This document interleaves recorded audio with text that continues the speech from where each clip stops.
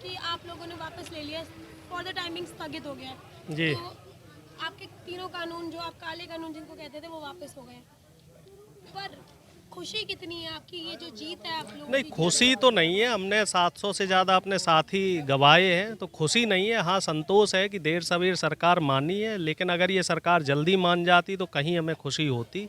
इतने सही किसान भाइयों की शहादत नहीं होती, तो कहीं ना कहीं मलाल है। लेकिन चलिए, देर सवेर सही सरकार मानी, और उम्मीद करते हैं कि आगे इस तरह का कोई तानाशाही फैसला सरकार नहीं लेगी। सरकार को अगर किसानों के लिए कोई भी अधिनियम लगाना है, कोई सरकार किसानों के लिए कोई काम करना चाह रही, तो संयुक्त किसान मोर्चा से चर्चा करेगी। जो संयुक्त किसान मोर्चा की कमेटी है, उसकी चर्चा के बाद ही कोई फैसला किया जाए। और मुझे ऐसा लग रहा है संयुक्त किसान मोर्चा ने कहीं ना कहीं देश के किसानों के बीच में और देश के जो आम जनता है इनके बीच में एक भरोसा जगाया है कि हाँ, लोकतंत्र जिंदा है, संविधान जिंदा है, हमें संविधान पे भरोसा है, हमें लोकतंत्र पे भरोसा है। और यही लोकतंत्र था जो ये हमारा आंदोलन चलता रहा, और आंदोलन के सकारात्मक परिणाम निकले। और उम्मीद है कि निकट भविष्य में भी अगर इस तरह का कोई भी सरकार इस तरह का फैसला लेगी तो इस लोकतंत्र और संविधान के सहारे हम उसको भी पीछे करेंगे और अपने हक के लिए संघर्ष करेंगे। एक बार अपना नाम और बताएं। जी, मेरा नाम अरुणेश यादव है और मैं यहाँ पहले दिन से इस आंदोलन से जुड़ा हुआ हूँ। मेरा सौभाग्य है कि इस पवित्र आंदोलन का मैं हिस्सा हूँ, और इस आंदोलन में तमाम उतार चढ़ाव आए, तो इन सभी उतार चढ़ावों का मैं साक्षी हूँ।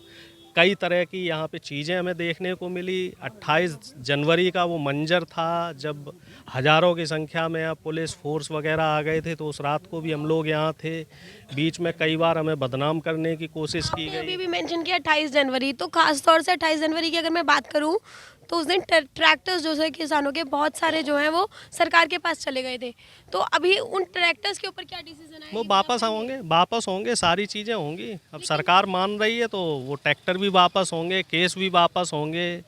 जो किसान शहीद हुए हैं उनको मुआवजे की भी बात कर रही है सरकार, वो भी करेगी। अब देखते हैं। नहीं, ये बोला गया था ना कि नए ट्रैक्टर्स दिए जाएं, तो वो नए ट्रैक्टर्स हैं या पुराने ही वापस आएंगे? अब देखते हैं सरकार का क्या रुख रहता है, उसके बाद संयुक्त किसान मोर्चा तय करेगा कि हमारा आगे की रणनीति क्या रहेगी। अभी सरकार की तरफ से देखना बाकी है। भाई, हमने अपना कदम उठा दिया, अब आगे सरकार क्या करती है। सरकार सिर्फ कहती है। सरकार ने जो एक पत्र भेज दिया है, उस पत्र पे वो कितना खरा उतर रही है सरकार।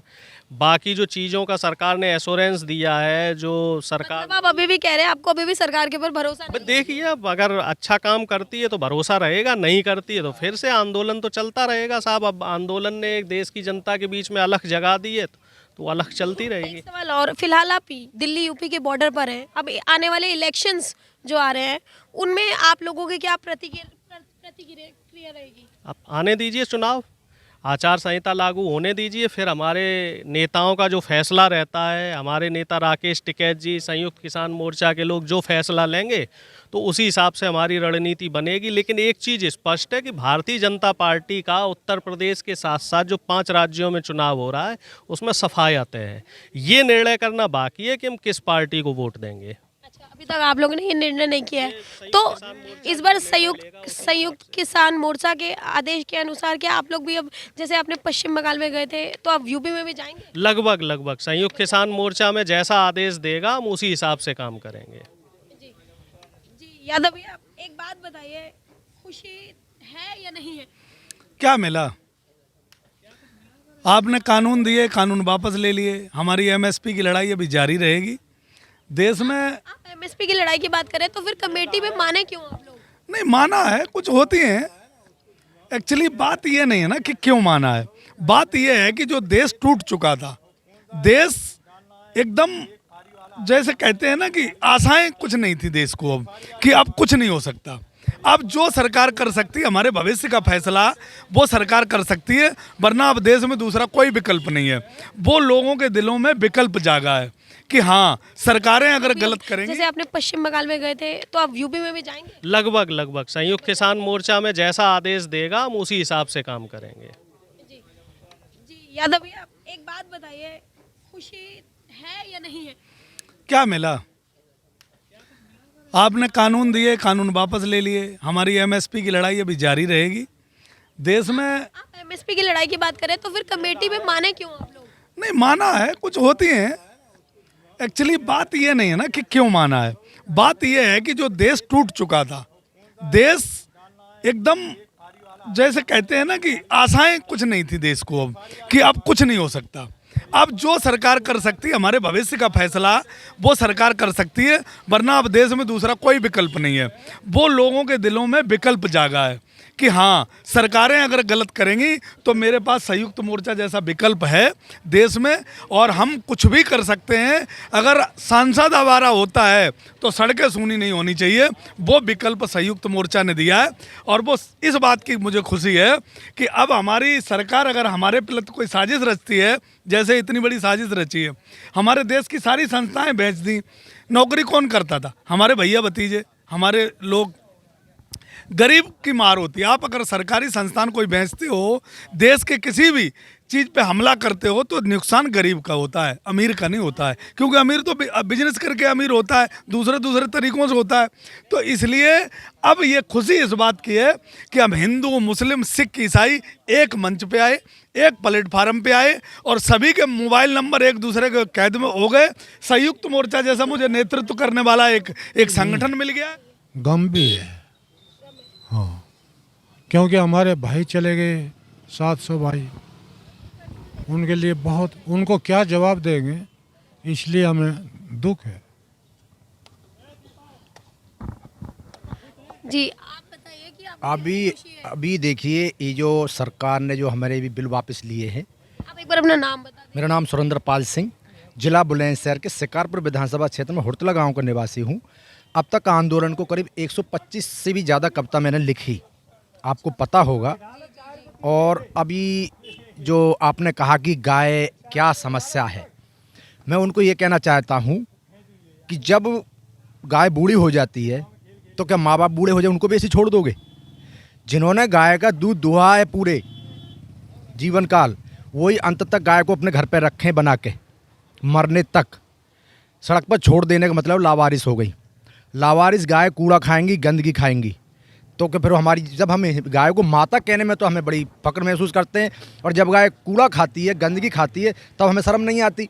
तो मैं यही कहना चाहूँगा आपको कि जिन्होंने आप ये गाय जो छुड़वाई, ओवर कॉन्फिडेंस सरकार आई देश के अंदर, जिसने पहली बार देश के अंदर ऐसे ऐसे कानून निकाल के लाई, शायद ही कोई सपने में भी सोचे। जो अपने घरों में भैंस पाल के, गाय पाल के, दूध निकाल के थोड़ा खर्चा चला लेते थे, उन पे भी इन्होंने टैक्स लगाने की प्लानिंग बना रखी थी। शर्म नहीं आती इनको? वहाँ क्या हिस्सेदारी थी इनकी? पहले ही बिजली के बिल दूने करके रखे हुए हैं, महंगाई के नाम पर देश को लूट कर बर्बाद रखा हुआ है। तो मैंने अभी जो आपने कहा हमारी जीत कितनी हमें अच्छी लगी, हमारे यहाँ 750 से ज़्यादा किसान शहीद हुए, उनके लिए मैंने कविता लिखी थी। ये जीत समर्पित उनको, ये जीत समर्पित उनको, जिन जो बीच हमारे नहीं रहे। ये जीत समर्पित उनको जो बीच हमारे नहीं रहे। क्या हालत होगी उनकी, क्या हालत होगी उनकी, जिनके पालन हारे नहीं रहे। ये जीत समर्पित उनको जो बीच हमारे नहीं रहे। तुमने देकर ये कानून हमें, तुमने देकर ये कानून हमें लड़ने को मजबूर किया। तुमने देकर ये कानून हमें लड़ने को मजबूर किया। सत्ता में अब जो बैठे हैं, सत्ता में अब जो बैठे हैं, हम दर्द हमारे नहीं रहे। ये जीत समर्पित उनको जो बीच हमारे नहीं रहे। क्या हालत होगी उनकी, जिनके पालन हारे नहीं रहे। जब तुमने चलाई लाठी, जब तुमने चढ़ाई गाड़ी, जब तुमने चलाई लाठी, जब तुमने चढ़ाई गाड़ी। आतंकी बताया हमको, आतंकी बताया हमको, हर जुल्म तुम्हारा सहते रहे। ये जीत समर्पित उनको, ये जीत समर्पित उनको, जो बीच हमारे नहीं रहे। क्या हालत होगी उनकी, जिनके पालन हारे नहीं रहे।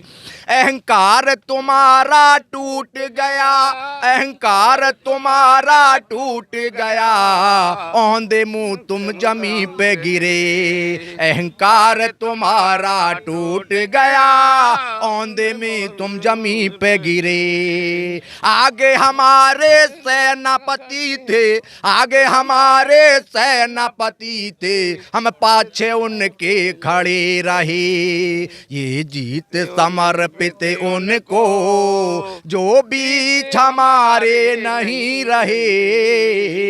क्या हालत होगी उनकी, जिनके पालन हारे नहीं रहे। जय जवान जय किसान।